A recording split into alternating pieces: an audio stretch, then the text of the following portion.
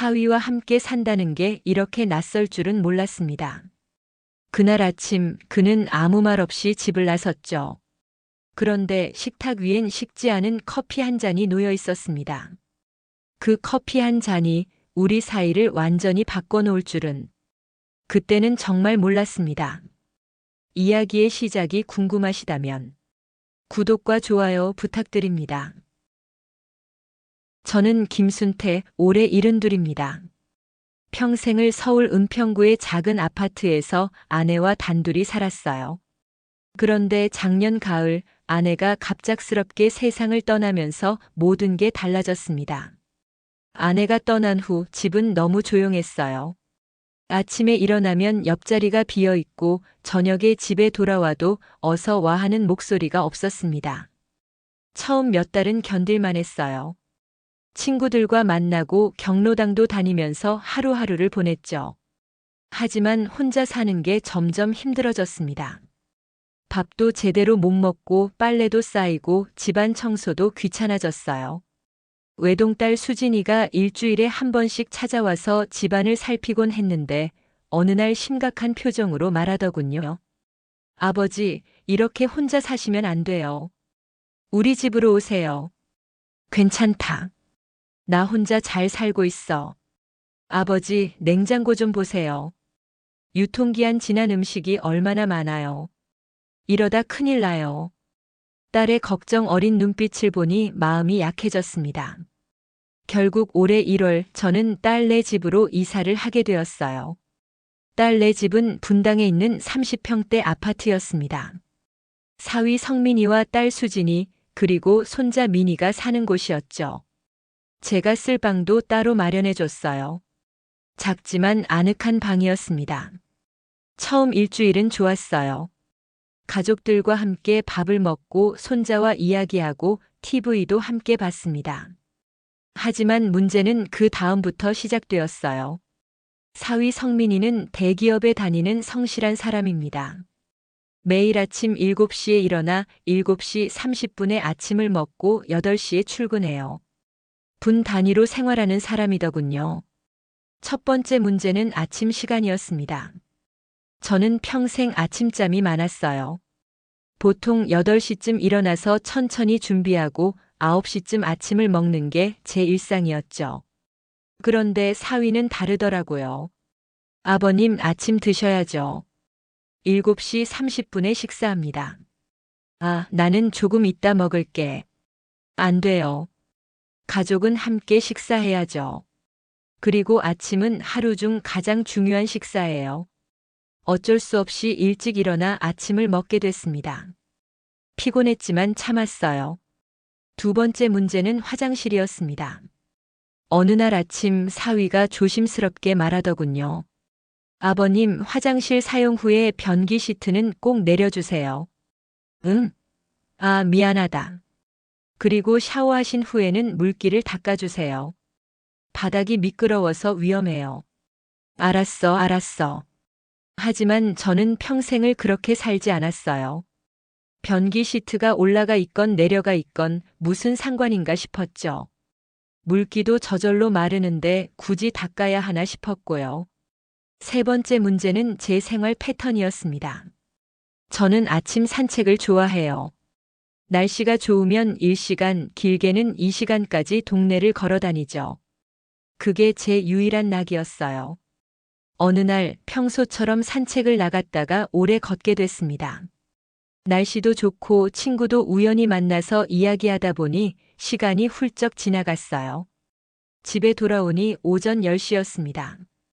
현관문을 열자마자 사위가 서 있더군요. 출근복을 입은 채로요. 아버님, 어디 가셨어요? 전화도 안 받으시고. 아, 미안. 산책하다가. 아버님 걱정했잖아요. 저 출근 못하고 집에서 기다렸어요. 출근 못했어? 왜? 아버님이 어디 가신지 몰라서 혹시 무슨 일 있을까 봐요. 적어도 전화라도 하셔야죠. 그날 사위는 지각을 했습니다. 저 때문에요. 저는 미안했지만 동시에 답답했어요. 내가 산책 좀 했다고 왜 이래? 네 번째 문제는 거실 사용이었습니다. 저는 TV 보는 걸 좋아합니다. 특히 역사 다큐멘터리나 뉴스를 즐겨봐요. 소리도 좀 크게 들어야 잘 들리거든요. 어느 저녁 제가 거실에서 TV를 보고 있는데 손자 미니가 공부한다고 문을 닫았어요. 그래도 저는 계속 TV를 봤죠. 그때 사위가 다가왔습니다.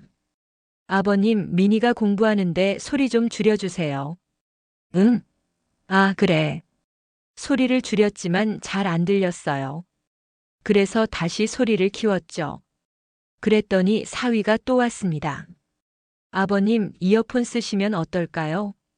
이어폰? 난 그런 거 불편한데. 미니 수능 준비하잖아요. 조금만 협조해 주세요. 결국 저는 TV를 끄고 제 방으로 들어갔습니다. 섭섭했어요. 내 집도 아닌데 눈치 봐야 하나?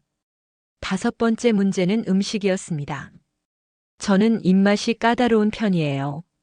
싱겁게 먹는 걸 좋아하고 특히 김치는 오래 묵은 신김치를 좋아하죠.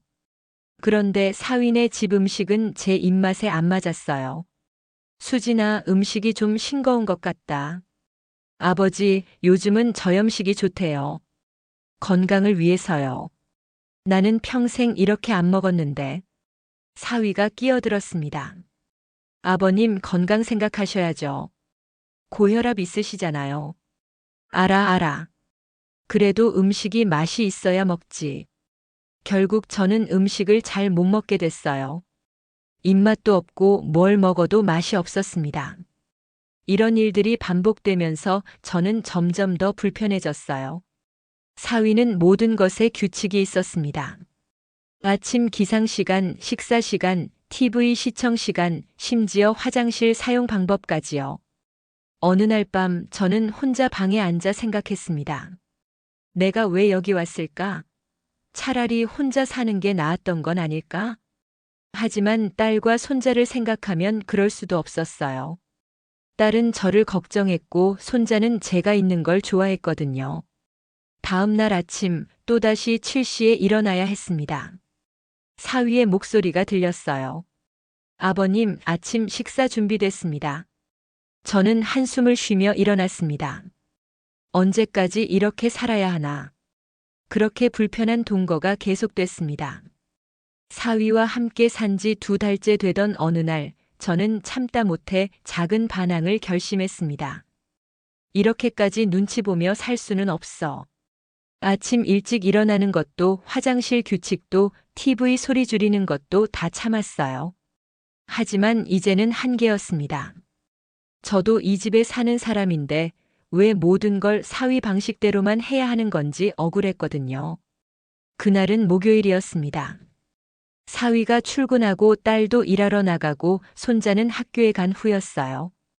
저는 혼자 집에 남아 커피를 마시며 생각했습니다. 뭔가 해봐야겠어. 그때 눈에 들어온 게 김치 냉장고였습니다. 사위는 김치 냉장고 온도 설정에 집착하는 사람이었어요. 항상 영하 1도로 맞춰놔야 한다고 했죠. 조금이라도 온도가 바뀌면 김치 맛이 달라진다고 신경질적으로 굴었습니다. 아버님, 김치 냉장고는 절대 건드리지 마세요. 온도가 중요해요. 그 말이 떠올랐어요. 저는 슬쩍 웃으며 김치 냉장고 쪽으로 걸어갔습니다. 한번 바꿔볼까? 온도를 영하 1도에서 영상 3도로 올렸습니다. 그리고는 아무 일도 없었다는 듯이 제 방으로 돌아갔어요. 이 정도는 괜찮겠지. 뭐 큰일이야 나겠어? 다음 날 저녁 큰일이 났습니다. 사위가 저녁 식사 준비를 하려고 김치 냉장고를 열었어요. 그러더니 갑자기 소리쳤습니다. 이게 뭐야? 김치가 왜 이래? 왜 그래? 딸 수진이가 달려왔습니다. 김치가 쉬었어. 냄새 좀 맡아봐. 저는 거실에서 TV를 보는 척하며 귀를 기울였어요. 가슴이 두근거렸습니다. 사위가 김치 냉장고를 확인하더니 소리쳤어요. 온도가 3도야. 누가 이걸 바꿨어? 3도? 그럴 리가 없는데. 딸이 당황했습니다. 사위가 거실로 나왔어요. 표정이 심각했습니다. 아버님, 혹시 김치 냉장고 건드리셨어요? 응, 나. 저는 시치미를 뗐어요. 나는 안 건드렸는데. 이상하네. 혼자 바뀔 리가 없는데. 사위는 한참을 김치 냉장고를 들여다봤지만 결국 원인을 찾지 못했어요. 그날 저녁 식사는 김치 없이 먹었습니다. 다음 날 사위는 김치를 전부 버렸어요. 5만 원어치가 넘는 김치였죠. 그리고 새로 김치를 주문했습니다. 도대체 왜 온도가 바뀐 거지? 사위는 계속 중얼거렸어요. 저는 속으로 조금 통쾌했지만 동시에 미안한 마음도 들었습니다. 내가 너무 유치한 짓을 한 건가? 하지만 사위의 반응은 제 예상을 넘어섰습니다. 사위는 그날부터 저한테 말을 거의 안 했어요. 아침 인사도 대충, 저녁에도 자기 방에만 있었습니다. 냉랭한 분위기가 집안을 감쌌어요. 딸 수진이가 제 방으로 찾아왔습니다. 아버지, 성민이가 요즘 기분이 안 좋은가 봐요. 무슨 일 있으셨어요? 아니, 나는 모르겠는데. 혹시 아버지가 뭐 잘못하신 거 없으세요? 잘못? 내가 뭘? 딸은 한숨을 쉬었어요. 아버지, 김치 냉장고 건드리신 거 아니에요? 제 얼굴이 굳어졌습니다. 그걸 어떻게 해? 성민이가 CCTV 확인했대요. 거실에 있는 홈 카메라요. 뭐? CCTV가 있었어? 네. 원래 방범용으로 설치한 건데. 저는 얼굴이 화끈거렸습니다. 들킨 거예요. 아버지, 왜 그러신 거예요? 저는 한참을 말이 없다가 솔직하게 말했습니다. 답답해서. 사위가 모든 걸 자기 맘대로 정하잖아. 나도 이 집에 사는 사람인데 왜 매번 눈치만 봐야 해? 딸이 제 손을 잡았어요. 아버지, 성민이가 그런 의도는 아니었을 거예요. 그 친구가 좀 까다롭긴 하지만 아버지한테 잘해드리려고 노력하는 거예요. 그래도 아버지, 성민이한테 사과하세요. 저도 말해볼게요. 그날 밤 저는 사위 방문 앞에 섰습니다. 노크를 하니 사위가 문을 열었어요. 성민아. 네, 아버님. 미안하다. 김치 냉장고. 내가 건드린 거 맞아. 사위는 잠시 말이 없더니 한숨을 쉬었습니다. 아버님, 왜 그러셨어요? 나도. 답답해서. 내가 정한 규칙들이 너무 많아서. 규칙이요? 응. 아침 시간, 화장실, TV, 음식. 모든 게 내 방식대로잖아. 나는 평생 그렇게 안 살았어. 사위가 고개를 숙였습니다. 죄송합니다, 아버님. 제가 너무 강요한 것 같네요. 너도 나한테 할 말 있잖아. 해봐. 사위가 천천히 입을 열었습니다. 솔직히, 아버님이랑 사는 게 저도 쉽지 않아요. 그래? 네. 아버님은 제가 정해놓은 것들을 지켜주시지 않으세요. 그러면 제 생활이 다 흐트러져요. 하지만 그게 너무 과한 거 아니야? 저한테는 그게 필요해요. 규칙이 없으면 불안해요. 저는 처음으로 사위의 다른 면을 봤습니다. 그는 강압적이어서가 아니라 불안해서 규칙을 만드는 사람이었어요. 그래도 나도 편하게 살고 싶어. 매일 눈치 보면서 사는 게 힘들어. 알겠습니다. 제가 좀 바꿔볼게요. 나도 노력할게. 내 규칙도 좀 지켜보고. 우리는 악수를 했습니다. 어색했지만 따뜻한 순간이었어요. 다음 날 또 문제가 생겼습니다. 손자 미니가 아침에 울면서 일어났어요. 엄마, 할아버지랑 아빠 또 싸웠어? 딸이 당황해서 말했습니다. 아니야, 미나. 안 싸웠어. 거짓말. 나 다 들었어. 할아버지랑 아빠가 큰 소리로 얘기하는 거. 미니는 계속 울었어요. 할아버지랑 아빠는 왜 자꾸 싸워요? 둘 다 좋은 사람인데. 그 말에 저와 사위는 서로를 바라봤습니다. 손자의 순수한 말이 가슴을 찔렀어요. 우리가 싸우는 걸 아이가 다 알고 있었던 거죠. 사위가 민희를 안아주었습니다. 미안해, 민아. 할아버지랑 아빠는 안 싸웠어. 그냥 대화한 거야. 정말? 정말이야. 이제 안 그럴게. 저도 민희에게 다가갔습니다. 민아, 할아버지가 미안하다. 할아버지랑 아빠는 이제 친하게 지낼게. 민희가 저와 사위를 번갈아 보더니 물었어요. 약속? 약속. 우리는 민희 앞에서 약속했습니다.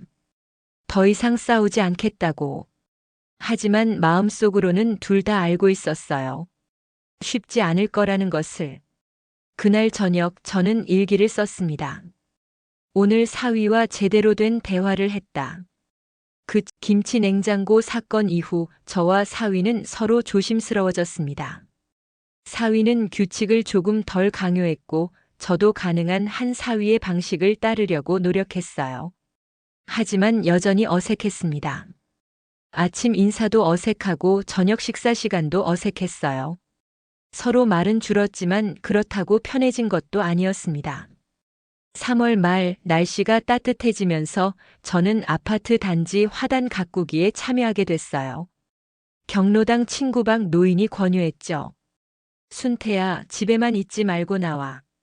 화단도 가꾸고 사람들도 만나고. 그래, 좋지. 나도 심심했어. 매일 오후 2시쯤 저는 화단으로 나갔습니다. 꽃도 심고 잡초도 뽑고 물도 주면서 시간을 보냈어요. 그게 제일 행복한 시간이었습니다. 어느 화요일 오후 저는 평소처럼 화단 작업을 하고 있었어요. 큰 화분을 옮기려고 허리를 굽혔다가 일어서는데 갑자기 현기증이 왔습니다. 몸이 휘청거렸어요. 균형을 잡으려고 했지만 이미 늦었습니다. 몸이 옆으로 기울면서 화단 돌계단에 부딪혔어요. 으악! 왼쪽 다리에 날카로운 통증이 느껴졌습니다. 움직일 수가 없었어요. 순태 씨, 괜찮아요? 방 노인이 달려왔습니다. 다리를 못 움직이겠어. 어떡해. 119 불러야겠어. 구급차가 왔고 저는 병원으로 실려갔습니다. 응급실에서 검사를 받는데 딸에게서 전화가 왔어요. 아버지, 어디세요? 박 아저씨한테 전화 받았어요. 병원이야. 다리를 다쳤어. 지금 갈게요. 30분 후 딸과 사위가 병원에 도착했습니다. 둘 다 창백한 얼굴이었어요. 아버님, 사위가 먼저 달려왔습니다.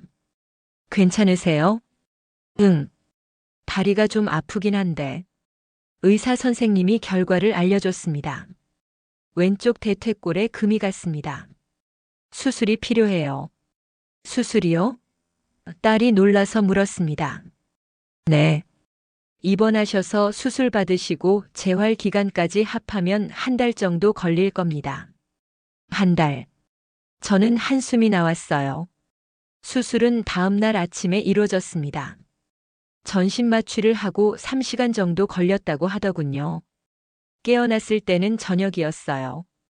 병실에 딸과 사위가 있었습니다. 아버지, 깨셨어요? 딸이 제 손을 잡았어요. 응. 수술 끝났어? 네, 잘 끝났대요. 의사 선생님이 잘하셨대요. 저는 다리를 보려고 했지만 움직일 수가 없었어요. 깁스가 되어 있었습니다. 한동안 못 움직이겠네. 괜찮아요, 아버님. 사위가 말했습니다. 저희가 다 도와드릴게요. 그날부터 정말 힘든 시간이 시작됐습니다. 혼자서는 아무것도 할 수 없었어요. 화장실 가는 것도, 침대에서 일어나는 것도, 심지어 물 한 잔 마시는 것도 누군가의 도움이 필요했습니다. 딸은 낮에 직장이 있어서 올 수 없었어요. 대신 사위가 왔습니다. 처음에는 어색했어요. 사위도 저도요. 아버님, 물 드실래요? 응, 고맙다. 화장실은 괜찮으세요? 아직은 괜찮아. 하지만 점점 익숙해졌습니다. 아니, 익숙해질 수밖에 없었어요.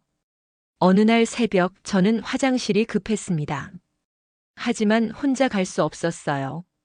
간호사 호출 버튼을 눌렀지만 오지 않았습니다. 밤에는 간호사가 부족했거든요. 정말 급했어요. 어쩔 수 없이 사위에게 전화를 걸었습니다. 여보세요. 졸린 목소리가 들렸어요. 성민아, 미안한데. 아버님, 무슨 일이세요? 사위의 목소리가 또렷해졌습니다. 화장실이 급한데. 간호사가 안 와서. 지금 갈게요. 기다리세요. 20분 후 사위가 병실에 도착했습니다. 머리도 헝클어지고 옷도 대충 입은 채였어요. 아버님, 제가 도와드릴게요. 사위는 저를 휠체어에 앉히고 화장실까지 밀어줬습니다. 그리고 밖에서 기다렸어요. 다 하셨어요? 응.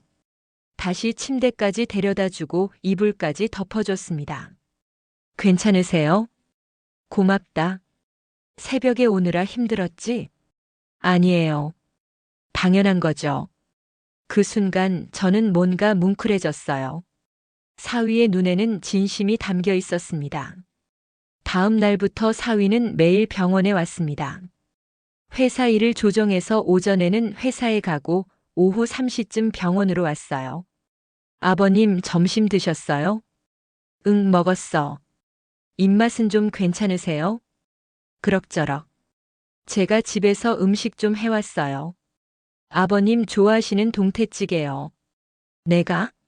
네, 수진이한테 배웠어요. 사위가 만든 동태찌개는 생각보다 맛있었어요. 싱거운 것도 아니고 딱 제 입맛이었습니다. 맛있네. 다행이다. 많이 드세요. 사위는 제가 다 먹을 때까지 옆에 앉아 있었어요. 그리고 그릇을 치우고 물도 떠다 줬습니다. 약 드실 시간이에요, 아버님. 아, 그래. 사위는 약봉지를 하나하나 뜯어서 손에 올려줬어요. 물도 입까지 가져다 줬습니다.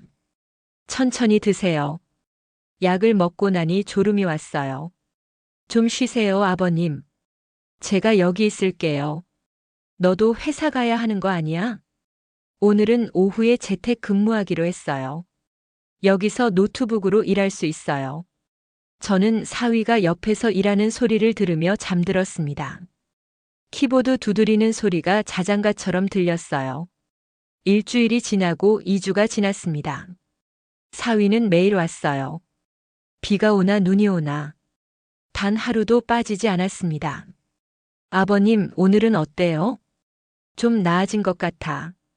다리 통증은요? 많이 줄었어. 다행이다. 사위는 제 다리를 조심스럽게 만져봤어요. 재활 운동 시작하셨다며요? 응, 오늘 처음 해봤는데 힘들더라. 처음엔 다 그래요. 꾸준히 하시면 좋아지실 거예요. 어느 날 밤 사위가 제 침대 옆에 앉아서 말했습니다. 아버님, 제가 사과할 게 있어요. 뭔데? 집에서 아버님한테 너무 많은 걸 요구했던 것 같아요. 아버님도 편하게 사셔야 하는데 제 방식만 고집했어요. 죄송해요. 저는 사위의 손을 잡았습니다. 나도 미안해. 내 입장은 생각 안 하고 내 편한 것만 생각했어. 아니에요. 제가 더 이해했어야죠. 성민아, 고맙다. 이렇게 날 돌봐줘서. 사위의 눈에 눈물이 글썽였어요. 당연한 거예요, 아버님. 가족이잖아요. 그 말에 저도 눈시울이 붉어졌습니다. 그래. 가족이지. 우리는 한참을 말없이 앉아 있었어요. 하지만 이제는 어색한 침묵이 아니었습니다. 편안한 침묵이었어요.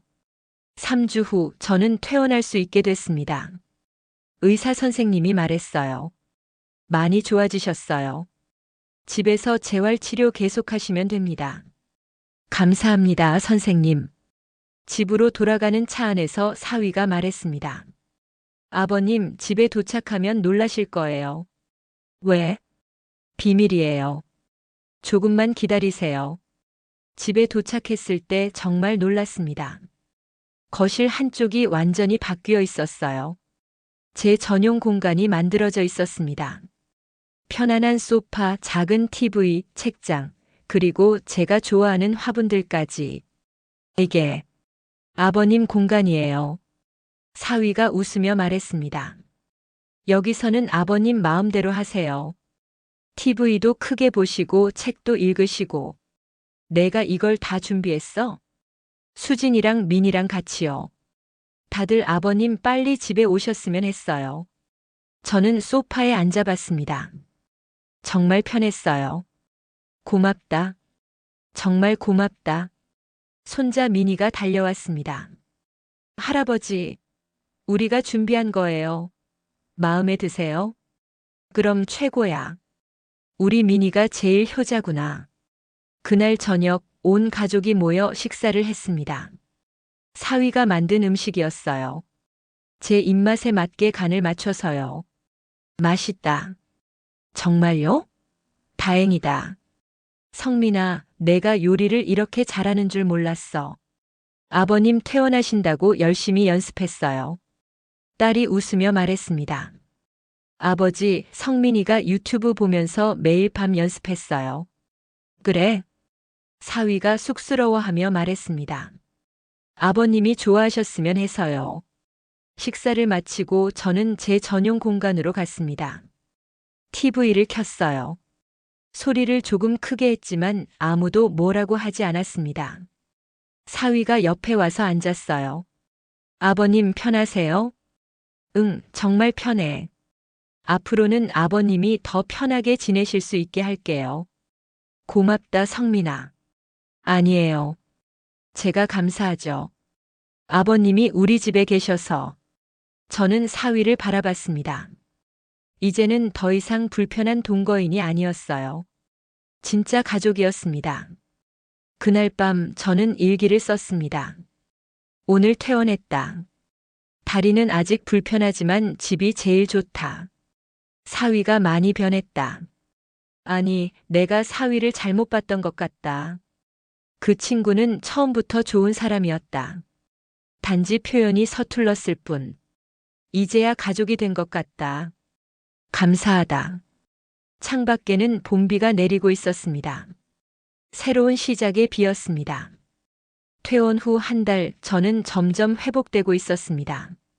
다리도 많이 나아져서 이제는 지팡이를 짚고 천천히 걸을 수 있게 됐어요.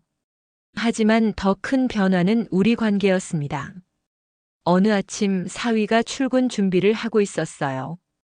평소처럼 7시 30분이었습니다. 그런데 이번에는 저를 깨우지 않았어요. 오히려 조용히 움직였습니다. 문도 살살 닫고 발소리도 최대한 줄였어요. 저는 8시가 넘어서 일어났습니다. 거실로 나가니 식탁 위에 쪽지가 있었어요. 아버님 천천히 주무세요. 아침은 냉장고에 준비해뒀어요. 전자레인지에 2분만 돌리시면 됩니다. 성민. 냉장고를 열어보니 정성껏 포장된 아침 식사가 있었습니다. 죽과 반찬이었어요. 이 녀석이 제가 아침 일찍 일어나는 게 힘들다는 걸 알고 이렇게 배려해 준 거였어요. 저는 따뜻한 아침을 먹으며 생각했습니다. 나도 뭔가 해줘야겠어. 그날 오후 저는 천천히 부엌으로 갔습니다. 다리는 아직 불편했지만 움직일 수는 있었어요.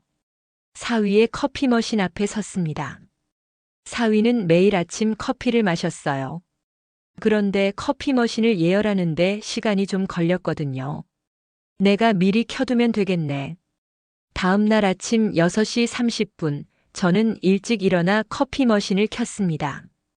그리고 사위가 좋아하는 원두를 갈아서 준비해뒀어요. 7시에 사위가 일어났습니다. 아버님, 벌써 일어나셨어요?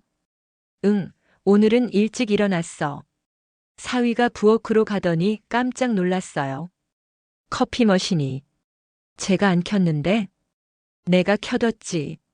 내가 아침마다 마시잖아. 아버님. 사위의 눈이 촉촉해졌어요. 고맙습니다. 정말 고맙습니다. 별것 아니야. 이 정도는 해야지. 그날부터 저는 매일 아침 커피 머신을 켜뒀습니다. 사위는 매일 감사하다고 말했어요. 한 주가 지난 어느 날 제가 거실에서 TV를 보고 있는데 사위가 다가왔습니다. 아버님, 이거 드려요. 작은 상자였어요. 열어보니 무선 이어폰이었습니다. 이게 뭐야? 블루투스 이어폰이에요. TV랑 연결하면 아버님만 소리 들을 수 있어요. 그래? 네. 이제 TV 소리 걱정 안 하셔도 돼요. 밤에도 마음껏 보실 수 있어요. 사위가 직접 설정해 줬어요. 이어폰을 귀에 꽂자 정말 TV 소리가 또렷하게 들렸습니다. 오, 신기하네. 좋으시죠? 이제 편하게 보세요. 고맙다, 성민아. 다음 날 저는 백화점에 갔습니다. 다리가 아직 불편했지만 택시를 타고 갔어요. 사위가 좋아할 만한 선물을 찾았습니다. 고급 커피 컵 세트였어요. 비싸지는 않지만 정성을 담아 골랐습니다. 저녁에 사위에게 선물을 줬어요. 이게 뭐예요? 열어봐.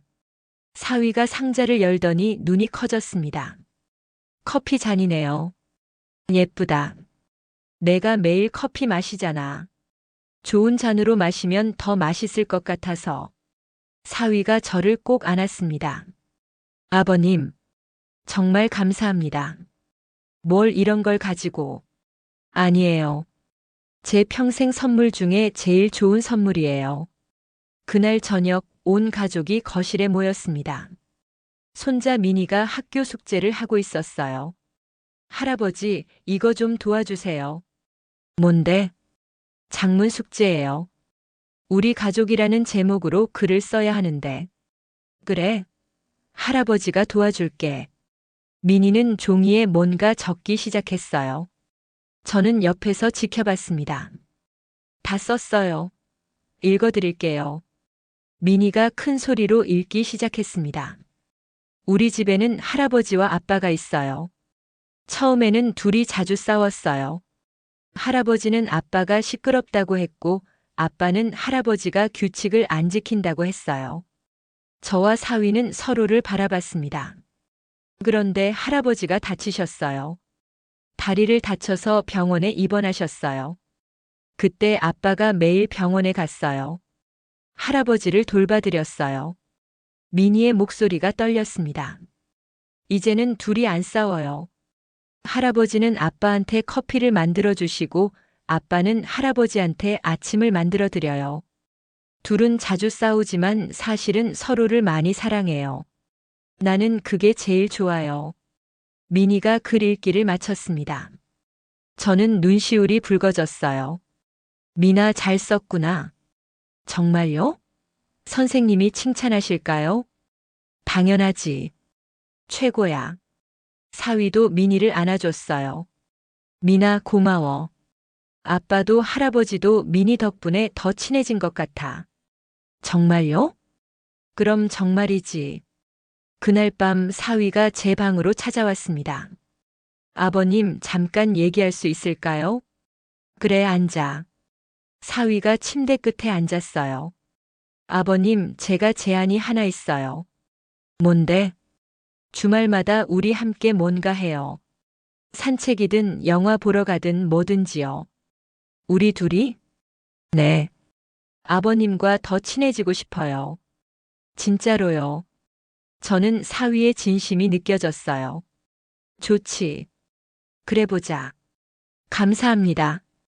다음 주 토요일 우리는 함께 동네 공원으로 산책을 나갔습니다.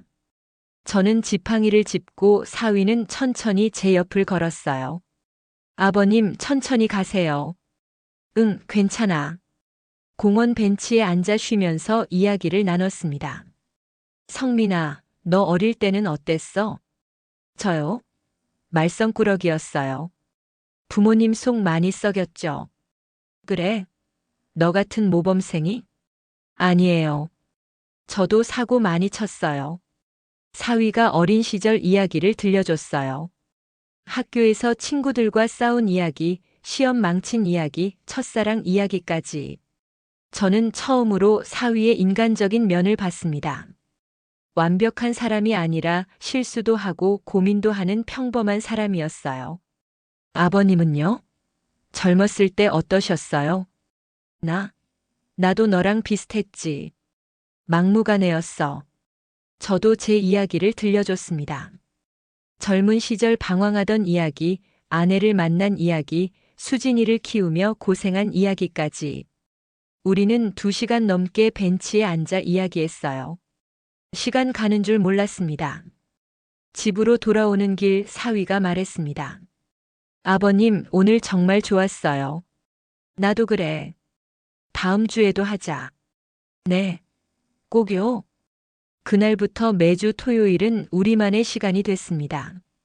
때로는 산책을, 때로는 영화를, 때로는 그냥 카페에서 커피를 마시며 이야기를 나눴어요. 한 달 후 딸 수진이가 저에게 말했습니다. 아버지, 요즘 성민이가 정말 밝아졌어요. 그래? 네. 회사에서도 동료들한테 아버지 얘기 자랑한대요. 장인어른이 얼마나 좋으신 분이시냐고. 허허, 그래. 아버지도 행복해 보이세요. 표정이 밝아지셨어요. 그런가? 나는 잘 모르겠는데. 네. 확실히 달라지셨어요. 사실 저도 느끼고 있었어요. 요즘 하루하루가 즐거웠습니다. 아침에 눈 뜨는 게 기대됐고 가족과 함께하는 시간이 행복했어요.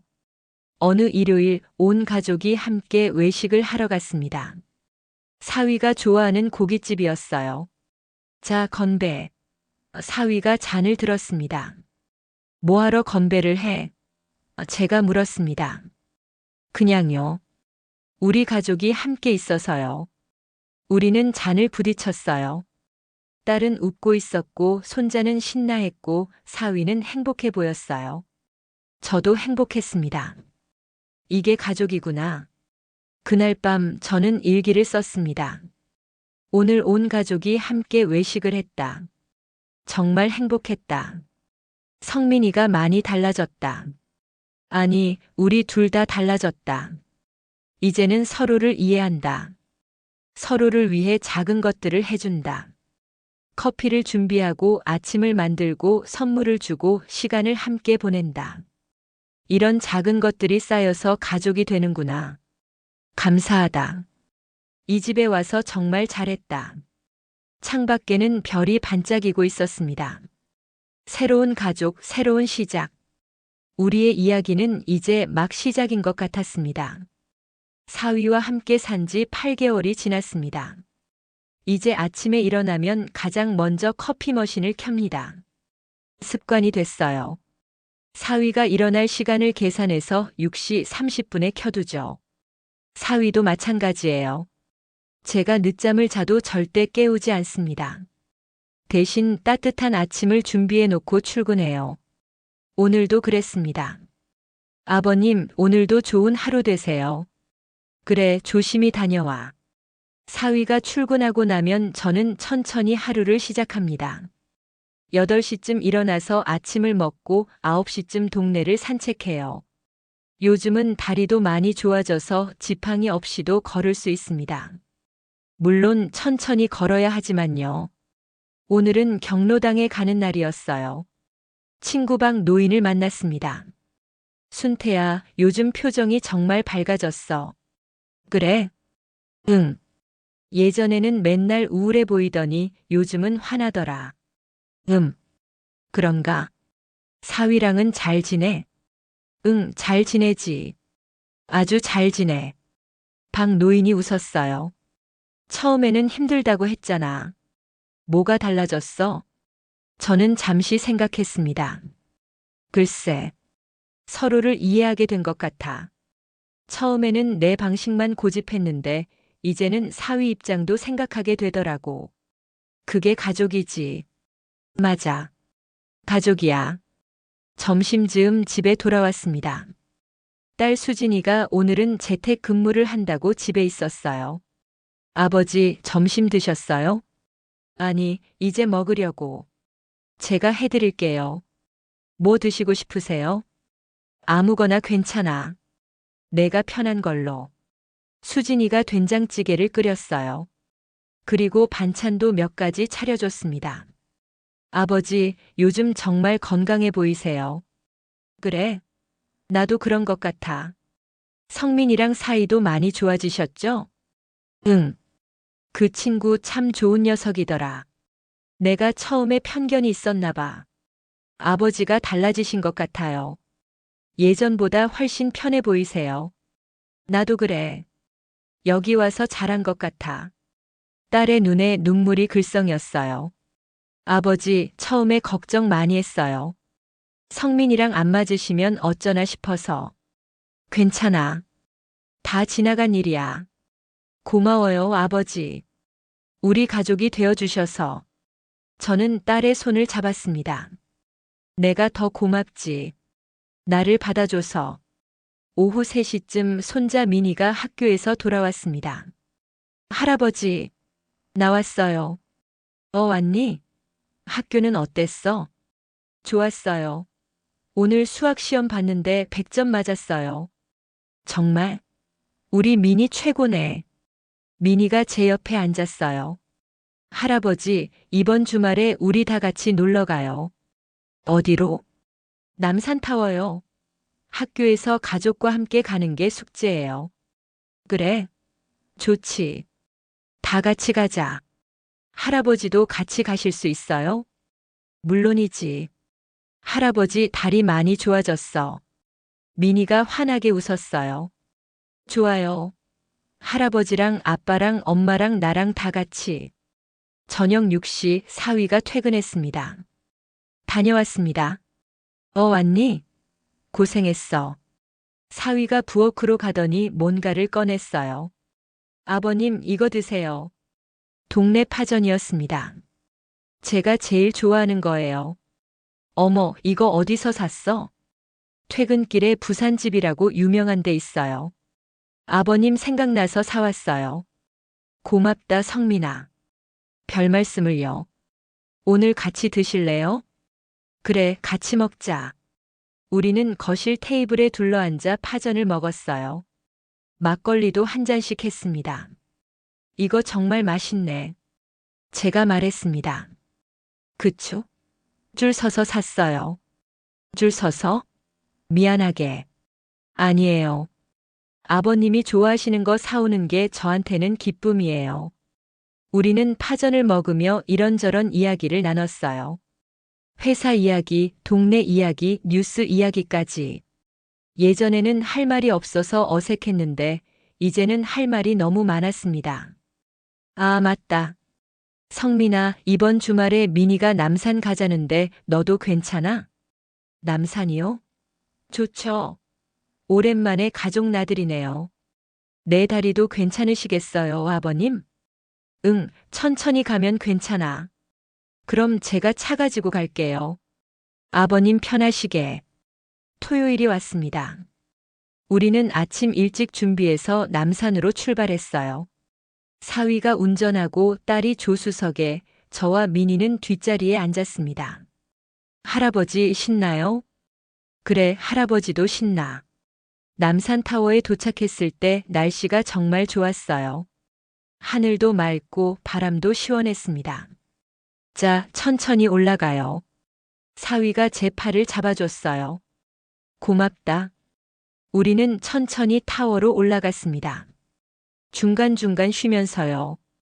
전망대에 올라가니 서울 전체가 한눈에 보였어요. 와, 멋있다. 미니가 소리쳤습니다. 정말 아름답네. 제가 중얼거렸습니다. 사위가 옆에서 말했어요. 아버님, 저기 분당 보이세요? 우리 집이 저쪽이에요. 그래? 어디? 저기요. 저 높은 건물들 중에 하나예요. 우리는 함께 서울을 바라봤어요. 딸이 사진을 찍자고 했습니다. 자, 다 같이 찍어요. 지나가던 사람에게 부탁해서 가족 사진을 찍었어요. 우리 5명이 모두 웃고 있었습니다. 점심은 타워 근처 식당에서 먹었어요. 사위가 제가 먹기 편한 음식을 주문해 줬습니다. 아버님, 이거 드시기 편하실 거예요. 고맙다. 식사를 하면서 미니가 말했어요. 할아버지, 우리 가족 정말 좋죠? 그럼 최고지. 할아버지가 우리 집에 와서 정말 좋아요. 할아버지 없으면 심심할 것 같아요.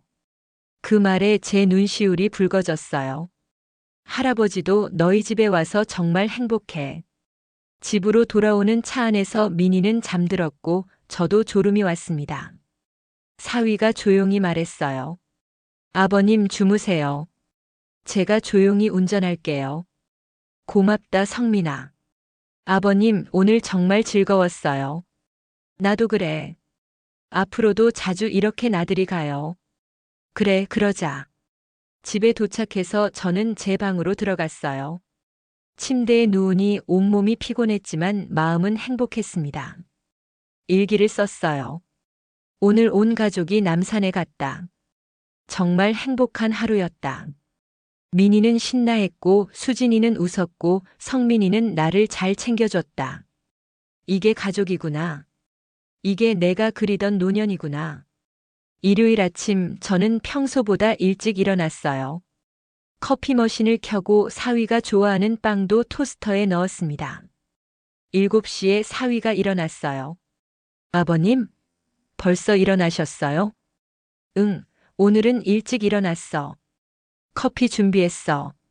감사합니다. 우리는 함께 아침을 먹었어요. TV도 안 보고 휴대폰도 안 보고 그냥 이야기만 나눴습니다. 성민아, 너 회사 일은 어때?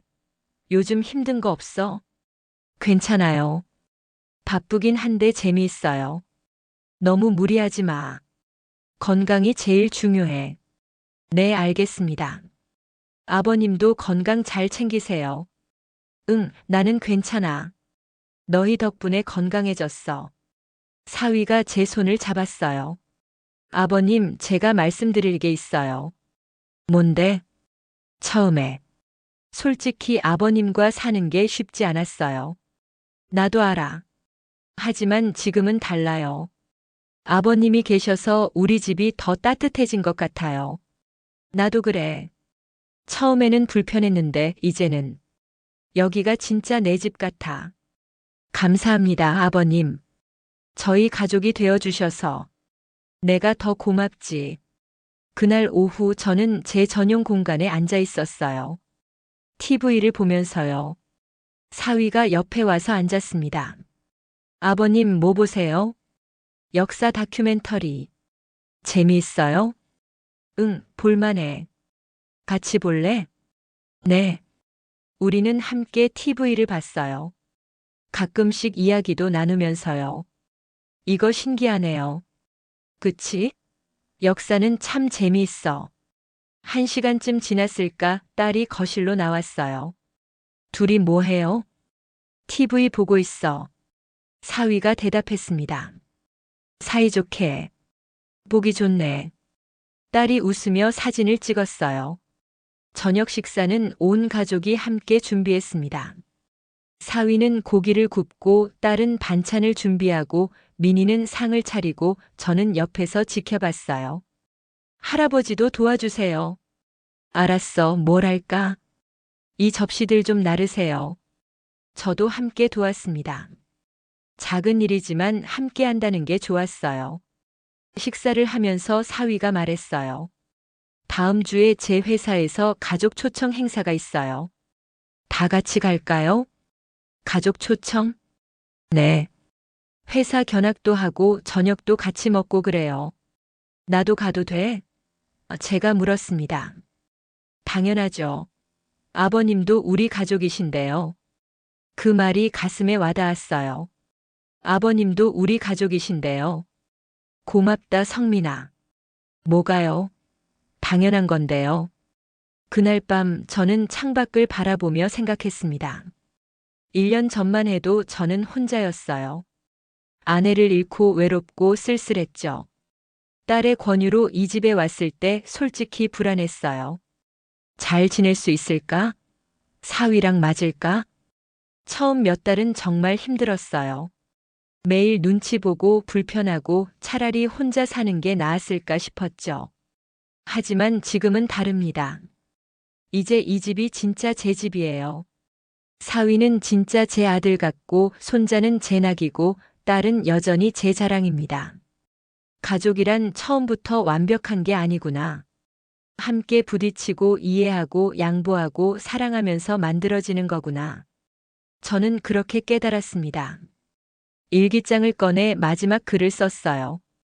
가족이란 함께 살아가면서 서로의 다름을 인정하고 그 틈새를 사랑으로 메우는 것임을 깨달았습니다. 비록 우리의 동거가 우여곡절이 많았지만 이제야 진정한 가족이 된 것 같습니다. 성민아 고맙다. 내가 나를 받아줘서. 수진아 고맙다. 나를 여기 데려와줘서. 미나 고맙다. 할아버지에게 웃음을 줘서. 이렇게 우리 집의 이야기는 계속됩니다. 아마도 내일도 우리는 작은 일로 웃고 떠들겠죠. 하지만 이제는 그 소리가 제일 소중합니다. 72살 사위와 함께 사는 김순태의 이야기는 여기서 끝이 아닙니다. 이제 막 시작입니다. 저는 펜을 내려놓고 창밖을 봤어요. 별이 반짝이고 있었습니다. 내일도 좋은 하루가 될 것 같았습니다. 우리 가족과 함께 끝.